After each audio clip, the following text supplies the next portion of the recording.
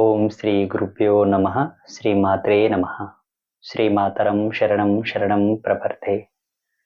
అందరికీ ఆ జగదంబ యొక్క ఆశీర్వాదం, ఆ చల్లని తల్లి యొక్క అపారమైన కరుణ, అనంతమైన కృప మీ అందరిపై వర్షించాలని ఆ తల్లిని మనస్ఫూర్తిగా నేను కోరుకుంటున్నాను. ఈ మధ్యలో కొన్ని అమూల్యమైనటువంటి విషయాలు మా దృష్టికి రావడం జరిగింది. అందులో ఒక ముఖ్యమైనటువంటి విషయాన్ని ఈరోజు మీతో ప్రస్తావించాలని సంకల్పించి ఈ వీడియో చేయడానికి పూనుకున్నాను.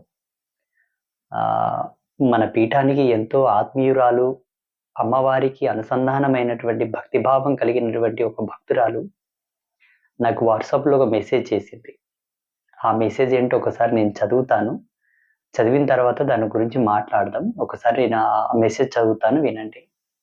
హైదరాబాద్ నుంచి జరుపుల మౌనిక గారు ఈ కామెంట్ చేశారు.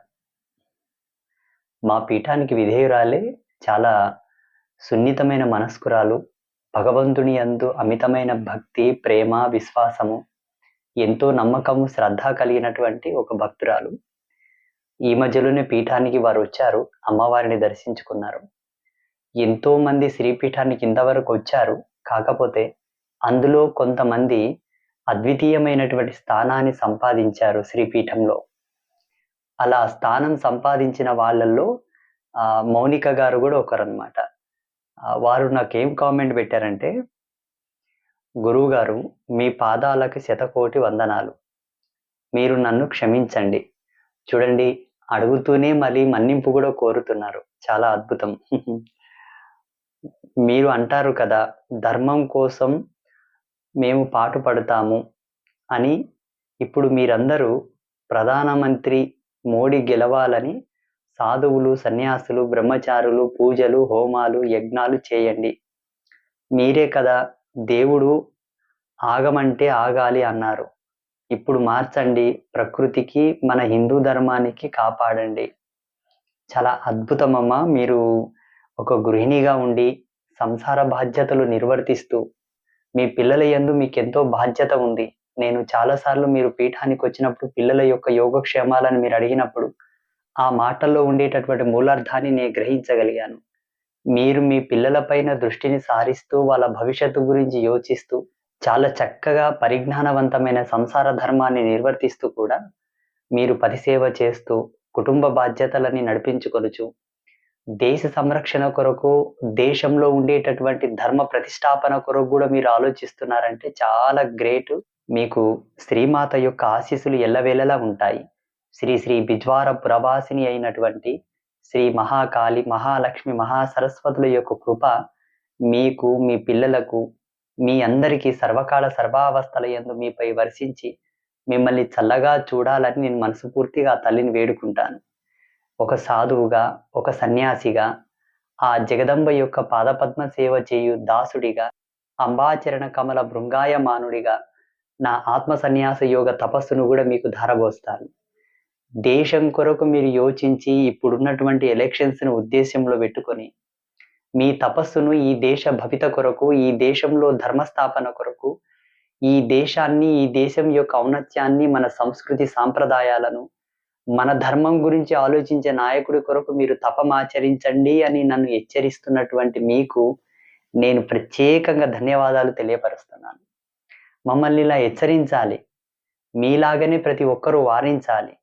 ధర్మం కొరకు మీరు పూజలు చేయండి, దేశం కొరకు మీరు తపస్సులు చేయండి, ఈ సనాతన ధర్మాన్ని కాపాడడానికి మీరు యజ్ఞ యాగాది క్రతువులు చేయండి, మీ మంత్రశక్తిని వాడండి, మీ దైవశక్తిని వాడండి అని మీలాగా ప్రేరేపించే వాళ్ళే మాకు కావాలి తల్లి. నిజంగా మీరు చాలా గ్రేట్ గ్రేట్ గ్రేట్ గ్రేట్. చాలా గొప్పగా మీరు ఆలోచించారు. చాలా దూరదృష్టితో మీరు ఆలోచించారు. రియల్లీ సో గ్రేట్ మీరు. అసలు మీలాగా సమాజంలో ప్రతి మాతృమూర్తి, ప్రతి తల్లి ఆలోచించగలిగితే భారతదేశంలో ఎన్నో విలువైన సంపదలను మనం కోల్పోయే వాళ్ళం కాదు. అమోఘమైన, అద్భుతమైన మానవ మేధస్సు కందనటువంటి గొప్ప గొప్ప వైజ్ఞానికమైనటువంటి మూల గ్రంథాలను మనం కోల్పోవడం జరిగింది.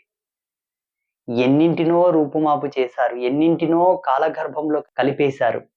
ఎన్నెన్నింటినో ఈ కాలగర్భం లోపల ఈ కాలగర్భం అను చితాగ్ని లోపల దహించి వేసేశారు. చాలా దేవాలయాలను కూల్చివేశారు. అద్భుతమైనటువంటి మహిమాన్వితమైనటువంటి కళారంజకములు మన ఆలయాలు.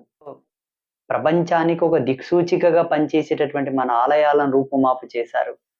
ఎన్నో కోల్పోయాం మనం. ఎన్నింటినో అసలు చెప్పడానికే సాధ్యం కానటువంటి గొప్ప గొప్ప యోగ దర్శనాలను, గొప్ప గొప్ప ధర్మ మూలాలను, మహిమాన్వితమైనటువంటి మంత్ర, యంత్ర, తంత్రాది గ్రంథాలను కోల్పోయాం. ఎందుకు కోల్పోవడం జరిగిందంటే, ఈ భారతదేశంలో ప్రతి మాతృమూర్తి మీలాగా ధర్మం పక్షాన ఆలోచించకపోవడం వల్లనే జరిగింది. ఎంతసేపు వాళ్ళ కష్టాలు, వాళ్ళ కోరికలు, వాళ్ళ బాధలు, వాళ్ళ ఇబ్బందులు వాళ్ళ గురించే ఆలోచించారు తప్పిస్తే, ఎంత స్వార్థం! భావితరాలకు మనోవైజ్ఞానికమైనటువంటి ధర్మాన్ని అందించక, పాశవికమైనటువంటి సంతానాన్ని మీరు ప్రసాదిస్తున్నారు. బాగా గుర్తుంచుకోండి. మనిషికి కొన్ని విలువలుంటాయి. పరిజ్ఞానవంతమైనటువంటి జీవితమే ప్రగతికి పునాది. పరిజ్ఞానవంతమైనటువంటి యోచన, పరిజ్ఞానవంతమైనటువంటి నడవడికనే సమాజంలో ఎంతో శ్రేయోదాయకమైనటువంటి జీవితాలను నిలబెడుతుంది. అట్టి పరిజ్ఞానము మీకెక్కడ దొరుకుతుంది? ఇప్పుడున్నటువంటి ఆధునిక విద్యలో అది లేదు. ఎందుకంటే ఇప్పుడున్నటువంటి విద్యా వ్యవస్థ అంతా గూడా పాశ్చాత్య సంస్కృతి నుంచి మనం తీసుకున్నదే. మనదైనటువంటి దేశ సంస్కృతికి సంబంధించిన విద్యా విధానం ఇప్పుడు లేదు. ఎందుకంటే మార్చివేశారు. అధికారం ఎవరి చేతిలో ఉంటే ఈ ధర్మాన్ని కాలరాస్తారో వాళ్ళ చేతుల్లో 60 సంవత్సరాలు పెట్టడం ద్వారా ఈ దేశంలో ఎన్ని మార్చాలో అన్ని మార్చేశారు. అయినా వాళ్ళకు చేతగాక మిగిలినటువంటి ధర్మశాస్త్రాలు, గ్రంథాలు, పురాణాలు ఇప్పుడు మనం చదువుకుంటున్నాం. మన అదృష్టం.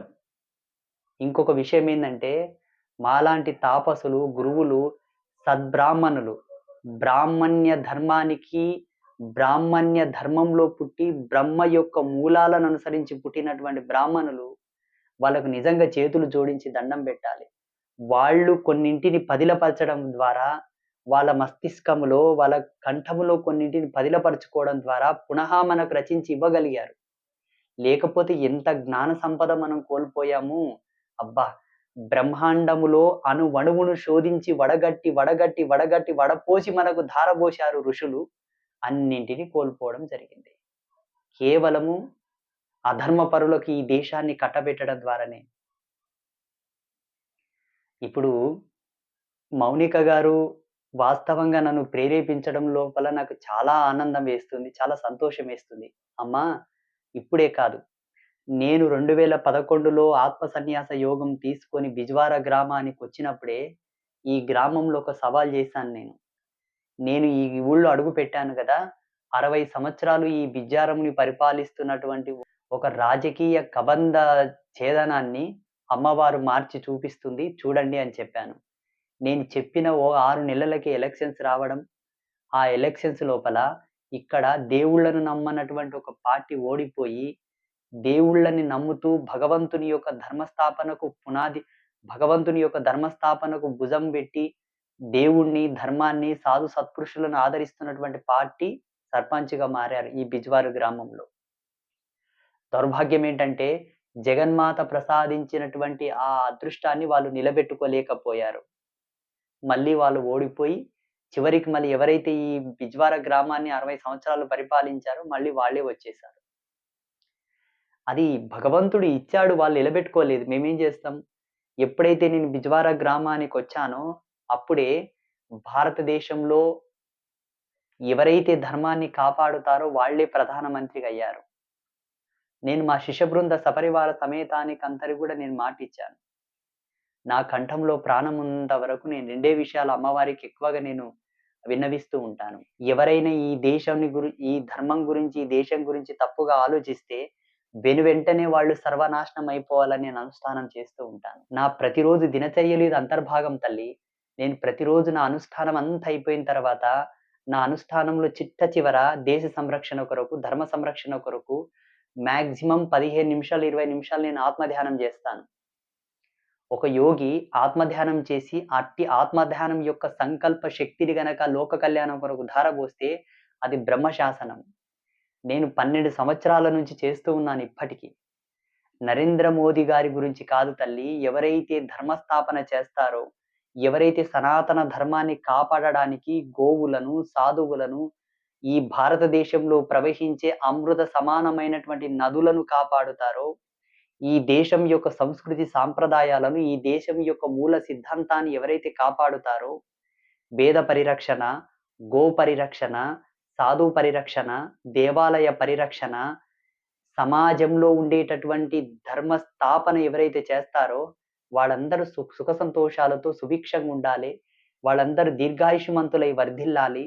సదా ఈ దేశం యొక్క ఔన్నత్యం గురించి ఆలోచించి, ఈ దేశానికి, ఈ దేశంలో ఉండేటటువంటి మూలమైనటువంటి సంపదకు వాళ్ళు ఎప్పుడు గూడా వెనకడుగు వేయకుండా, సదా వారు కాపాడుతూ ఉండాలని ప్రతిరోజు మేము సంకల్ప త్యాగం చేస్తాం వారి గురించి. ఇది మా డైలీ దినచర్య తల్లి. ప్రతిరోజు మేము అమ్మవారి చెంతన వేడుకుంటాం. అమ్మా, ఎవరైతే ఈ దేశాన్ని కాపాడుతారో, ఈ దేశానికి మూల మకుటమైనటువంటి మన సనాతన ధర్మాన్ని ఎవరైతే కాపాడుతారో, వాళ్ళని చల్లగా చూడు. ఎవరైనా వారికి ఆపద తలపెట్టాలని యోచించిన సర్వనాశనం అయిపోవాలి. వాళ్ళు మాత్రం సుఖ సంతోషాలతో ఉండాలి. ఎవరు సుఖ సంతోషాలతో ఉండాలి? దేశ ధర్మం గురించి ఆలోచించేవాళ్ళు. అది మేము చేసేటటువంటి మంత్రానుష్ఠాన మహిమ యొక్క ప్రతిరూపం. చూడండి, ప్రతి ఒక్కరు గూడా మౌనిక గారి లాగానే ఆలోచిస్తూ, మీ పిల్లల్లో దేశభక్తిని నింపండి. సనాతన ధర్మం యొక్క మూలాల గురించి వాళ్ళలో మీకు తోచిన పద్ధతిలో అవగాహన కల్పించండి. ఎందుకంటే, ఈ భారతీయ వాంగ్మయాన్ని, ఈ దేశ సంస్కృతిని, మన ధర్మాన్ని ఎవరైతే సవివరంగా అర్థం చేసుకుంటారో, మనిషి మనిషిలా బ్రతుకుతాడు. పాశవికమైన జీవిలా బ్రతకడు. పశుత్వంతో బ్రతకడు. మనోవిజ్ఞానికమైనటువంటి దృక్పథంతో బతుకుతూ, భగవంతునికి అనుసంధానమైనటువంటి జీవితాన్ని జీవిస్తూ, ఎక్కడి నుండి మనం వచ్చామో, ఏ పరమాత్మ నుండి ఈ ఆత్మ విడిపోయి ఈ భూలోకానికొచ్చిందో, మళ్ళీ ఆ పరమాత్మలో ఐక్యం కావడానికి ఏర్పాటు చేసినయే మన సనాతన ధర్మంలో ఉండేటటువంటి సంస్కృతులు, సాంప్రదాయాలన్నీ కూడా. మనకు కల్చర్, నేచర్ ఇవి 2 కరెక్ట్ ఉంటే జీవుడు ఉద్ధరణ పొందుట తథ్యమే. కల్చర్ అంటే మనకిచ్చేటటువంటి సాంప్రదాయాలు, వారసత్వంగా పెద్దలు మనకు నేర్పినటువంటి కట్టుబాట్లు, ఆచారాలు, పద్ధతులు, మన సంస్కృతి సాంప్రదాయాలన్నీ గూడా. నేచర్ అంటే పర్యావరణ సిద్ధాంతాన్ని అనుసరించి ప్రకృతిని చల్లగా చూస్తూ, ప్రకృతిని ఎప్పటికెప్పుడు కాపాడడానికి మనం కృషి చేయడమే. చాలా చాలా సంతోషం. మౌనిక గారికి మళ్ళా ప్రత్యేకంగా నేను ధన్యవాదాలు తెలియపరుస్తున్నాను. ఈ సనాతన ధర్మంలో ప్రతి తల్లి ఈమెలాగా ఆలోచించాలి. ఇది సరియైన సమయమే. మీరు ఏమి కత్తి బట్టి ఝాన్సీ లక్ష్మీబాయిలాగా యుద్ధాలు చేయకండి. కత్తి బట్టి యుద్ధం చేసేటటువంటి అవసరం మీకెందుకొచ్చిందంటే, దుర్మార్గుల చేతికి ఈ దేశాన్ని ఇచ్చాము కాబట్టి, మాతృమూర్తి సైతం ప్రేమ అన్నిటిని కూడా అమృతంలాగా కలిపి తినబెట్టేటటువంటి చేతులతోనే కత్తి బట్టి యుద్ధం చేయాల్సొచ్చింది. మళ్ళా అటువంటి దౌర్భాగ్యం రాకుండా మనదైనటువంటి ఆత్మ గౌరవాన్ని మనం అనుభవిస్తూ, ఆస్వాదిస్తూ బ్రతకాలనుకుంటే, మీరు కత్తి పట్టాల్సిన అవసరం లేదు. ఓటును సద్వినియోగపరుచుకొని, ఎవరికి ఓటేస్తే ఈ దేశంలో మనం ఈ దేశంలో మనదైన దేవీ దేవతలను చల్లగా పూజించుకొనుచు, హ్యాపీగా, ఆనందంగా, సుఖ సంతోషాలతో మన పిల్లలతో మనం హ్యాపీగా గడుపుతామన్నదే మీరు యోచించాలి. మీ ఓటును వినియోగించుకోండి. మీరు కత్తి పట్టాల్సిన అవసరం మీకు రాదు. అదొక్కటి మీరు గుర్తుపెట్టుకుంటే చాలు. ఈరోజు భారతదేశంలో ప్రతి మహిళ మౌనికమ్మలాగా గనక ఆలోచిస్తే, భారతదేశం భూమి ఉన్నంత వరకు మన ధర్మానికి, మన దేవుళ్ళకు, మన దేవతలకు, మన వేద ధర్మానికి, గౌ ధర్మానికి, ఋషి సాంప్రదాయానికి ఎప్పుడు గూడా తీసిపోకుండా ప్రపంచానికే ఈ ధర్మం, ఈ యొక్క గౌరవం, ఈ యొక్క ఔన్నత్యం జగద్గురువు స్థానాన్ని అలంకరించుకొని ప్రపంచమే మన ధర్మం ముందల, మన సంస్కృతి ముందల తలవంచక తప్పదు. అందుకే మీరందరూ గూడా ఈ అవకాశాన్ని సద్వినియోగపరచుకోండి. ఈ ఫలానా వ్యక్తికి ఓటేయండి అని నేను చెప్పను. ఈ ఫలానా వ్యక్తిని గెలిపియండి అని నేను చెప్పను. ఎవరిని చూసి ఇప్పుడు ప్రపంచ దేశాలన్నీ గూడా మన భారతదేశంతో ఐకమత్యంగా మెలుగుతున్నారో, ఎవరి ద్వారా ఈ దేశం యొక్క ఆర్థిక స్థితిగతి పెరిగిందో, ఎవరి ద్వారా ఈ దేశానికి శత్రు దేశాల నుంచి ప్రమాదం లేదో, ఎవరి ద్వారా ఈ దేశంలో ఎన్నో అద్భుతమైనటువంటి ఆవిష్కరణలు జరిగాయో, ఎవరి ద్వారా ఈ దేశానికి ఇప్పుడు ప్రపంచ దేశాలతో ఎన్నో సంబంధాలు ఏర్పడి, ఎన్నెన్నో బాంధవ్యాలు చేకూరి, ఈ దేశం పట్ల గౌరవము, అభిమానము, మిత్రభావము, సఖ్యత ఏర్పడిందో వాళ్ళకు ఓట్లేసి మీరు గెలిపించండి. ఈ భూమి ఆకాశం ఉన్నంత వరకు ఈ దేశం చల్లగా ఉంటుంది. మనమందరం సుఖ సంతోషాలతో జీవిస్తాం. మీరు ఓటేసి ఎవరిని గెలిపిస్తారో మీరే డిసైడ్ జేసుకోండి. మేమేం చెప్పడం గొప్ప విషయం కాదు. చూడండి, మన పిల్లలకు మనం ఆస్తులు సంపాదించి ఇస్తున్నట్లనే వాళ్ళకు సరియైన వైజ్ఞానికమైనటువంటి మూలాలను గూడా ఇవ్వగలగాలి. ఏ మూలాలు? ధార్మికమైనటువంటి మూలాలు. ధార్మికమైన మూలాలను గనక మనం వాళ్ళకు కరెక్ట్ ఇవ్వగలిగితే, భావి తరాలకు వాళ్ళు ఆదర్శవంతమైన జీవితాన్ని, ఎంతో పరిపూర్ణమైనటువంటి జీవిత సౌభాగ్యాన్ని, పరిపూర్ణమైనటువంటి ఐశ్వర్య జీవితాన్ని వాళ్ళు ప్రసాదించగలరు. లేకపోతే వాళ్ళ మీద వాళ్ళకే నియంత్రణ లేక, ఏమి ఆలోచిస్తాడో తెలియదు, ఏమి చూస్తాడో తెలియదు, ఎవరిని ఏ దృష్టితో ఎలా చూస్తాడో తెలియక, ఎవరి చేత హతమైపోతాడో తెలియదు. ఎవరి చేట్ల చివాట్లు పడి శాపనార్థాలకు గురి అవుతాడో తెలియదు. ఎక్కడ బోతారో తెలియదు, ఏమవుతారో తెలియదు. వీటన్నిటిని క్రమబద్ధీకరించి, క్రోడీకరించి ఈ సంసారం అనే పట్టికను ఒక సమున్నతమైన స్థానంలో నడపడానికే కొన్ని లక్షల సంవత్సరాల నుంచి మన పెద్దలు, మన పూర్వీకులు, మన గురువులు, మన సాధువులు, మన ఋషులు ఎన్నో యోగ దర్శనాలను, ఎన్నో సంసారికమైనటువంటి మార్మిక సూత్రాలను ప్రవేశపెట్టారు. ఇప్పుడేమో మీరందరూ అవి పిచ్చివని కొట్టిపాడేస్తారు. పిచ్చివి కాదండి అవి. ఈనాడు ప్రతి దానికి ఒక రూల్ అండ్ రెగ్యులేషన్స్ పెట్టుకున్నాం మనం. ఎవ్రి కంపెనీకి, ఎవ్రి ఫ్యాక్టరీకి, ప్రతి డిపార్ట్‌మెంట్‌కి కొన్ని రూల్స్ ఉన్నాయి. ఎందుకోసమంటే ఆ డిపార్ట్‌మెంట్ తాలూకు సంబంధించిన విధులను అనుసరించి, ఆ కట్టుదిట్టమైనటువంటి నిబంధనలను అనుసరించి కొన్ని రూల్స్ పాస్ జేసుకున్నారు. అలాగే సంసారం అనే ఈ ధర్మాన్ని అనుసరించి ఏగి ఎరమంటే కలిసి ఎన్నింటినో ప్రవేశపెట్టారు మన వాళ్ళు. ఇప్పుడేమో అయి మీకు మూఢనమ్మకాల కింద కనపడుతున్నాయి. చాదస్తం కింద కొట్టిపాడేస్తున్నారు. వీళ్ళకు పని పాట లేక ఇవల్ల బెట్టారు. దిక్కుమాలిన ఆచారాలు ఇవన్నీ మీరు కొట్టిపాడేస్తారు. చూడండి, ఈరోజు మన పెద్దలు తిని పాడేసినటువంటి ఆహారపు అలవాట్లనే ఇప్పుడు వాటిలో మినరల్స్ ఉన్నాయి. అవి చాలా గొప్పవి, చాలా మంచివి అని గొప్పలు చెప్పుకొని సంకలు గుద్దుకొని లొట్టలేసుకుంట తింటున్నారిప్పుడు. మళ్ళా ఆ కాలంలో వాళ్ళు ఏ కంప్యూటర్‌లో, ఏ ల్యాబుల్లో టెస్ట్ చేసి తిన్నారు అవెల్లా? బలమైన తిండి, ఆరోగ్యవర్ధకమైన తిండి, ఆయుర్వర్ధకమైన తిండి, ఐశ్వర్య పరిపూర్ణమైనటువంటి తిండి, వీర్యవర్ధకమైన తిండి, శౌర్యవర్ధకమైనటువంటి తిండి తిన్నారప్పటి మన వాళ్ళు. ఇప్పుడు మిల్లెట్స్ అని ఏదో పెద్ద పెద్ద పెద్ద రిసర్చ్‌లు చేసి చెప్పినోళ్ళలాగా సంకలు గుద్దుకొని తింటారేంటి ఇప్పుడు? రాగి జావ, రాగి సంకటి, రాగి ముద్దలు ఎక్కడి నుంటొచ్చినవి ఇవల్ల? జొన్నలు, సద్దలు, ఆర్కలు, సామలు ఇవెక్కడి నుంచొచ్చాయి? ఎప్పటినుంచొచ్చాయి ఇవల్ల? అప్పుడు పెద్దలకెట్ట తెలుసు ఇవి తింటే మంచివని? ఇప్పుడేమో అవి చాలా మంచివి.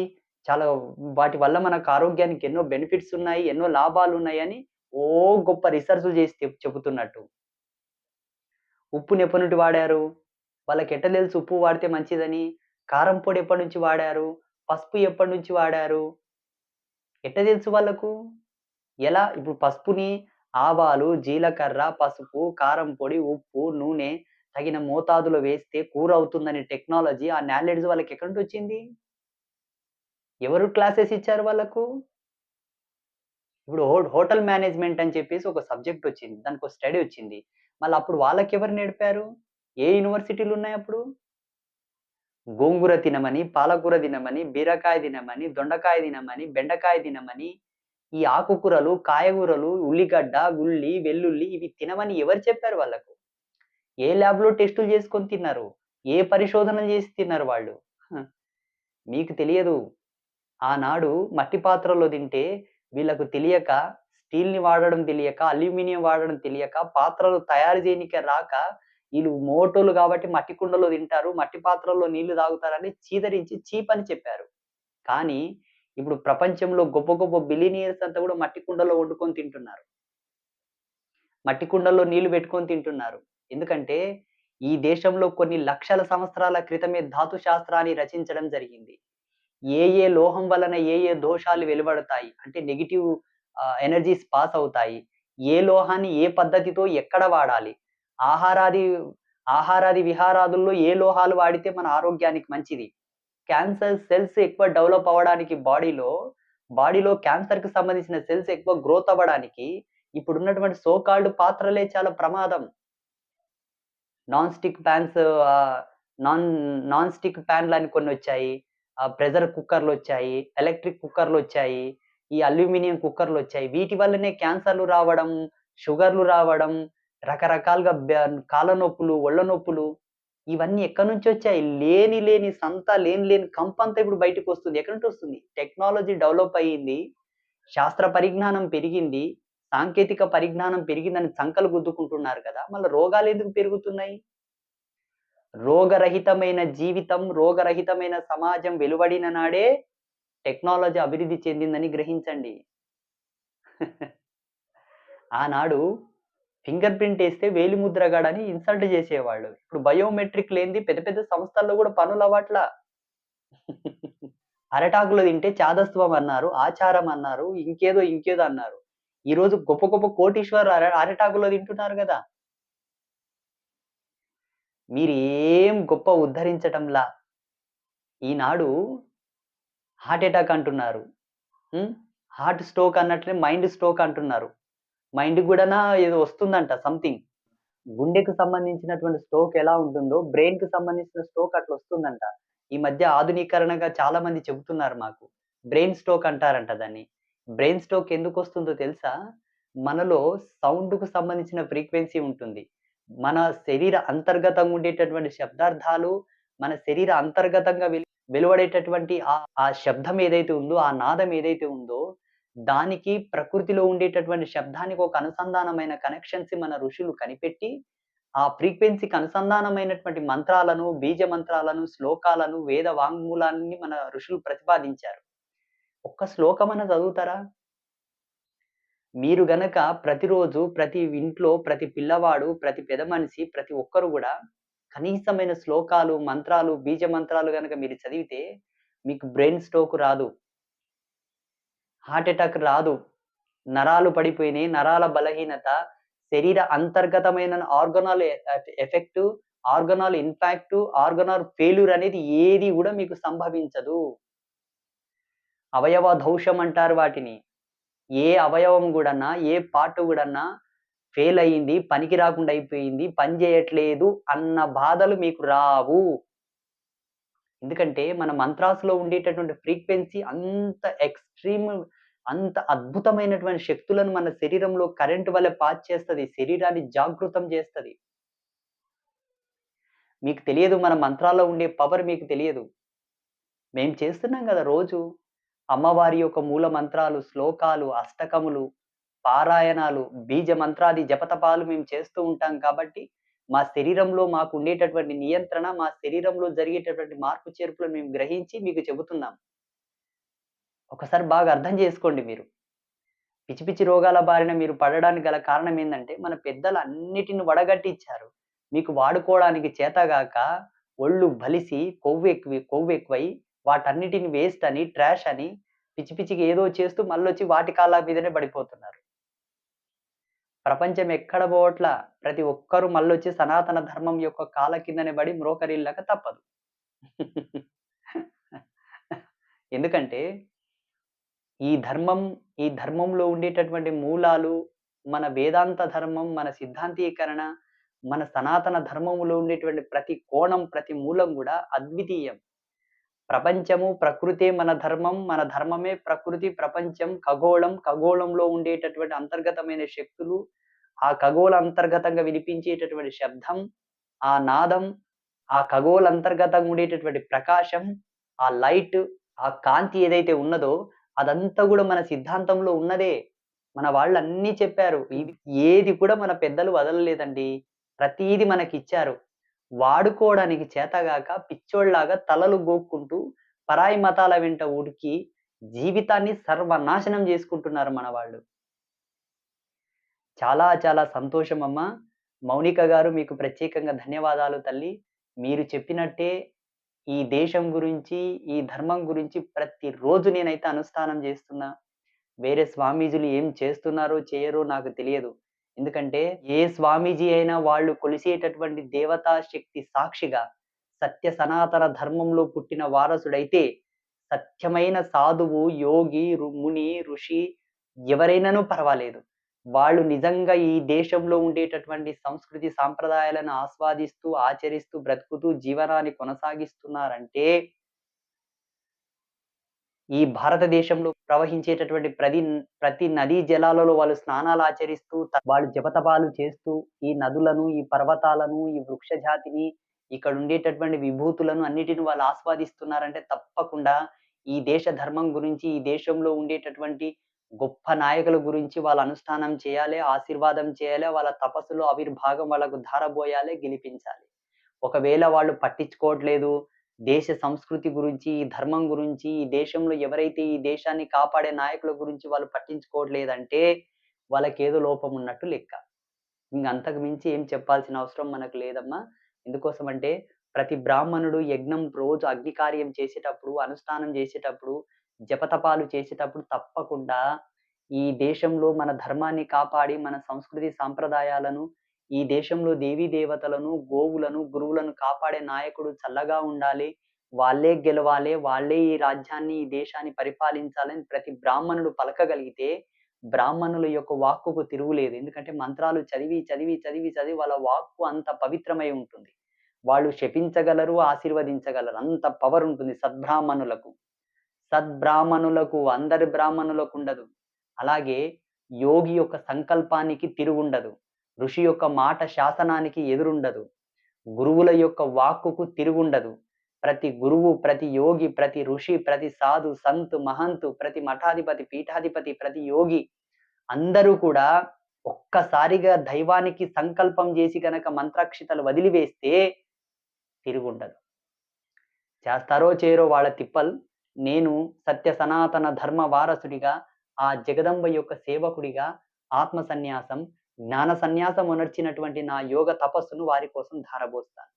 మౌనిక గారు మీకు ప్రత్యేకంగా ధన్యవాదాలు తల్లి. మీరు మరొక శివాజీ యొక్క తల్లిలాగా నాకనిపిస్తున్నారు.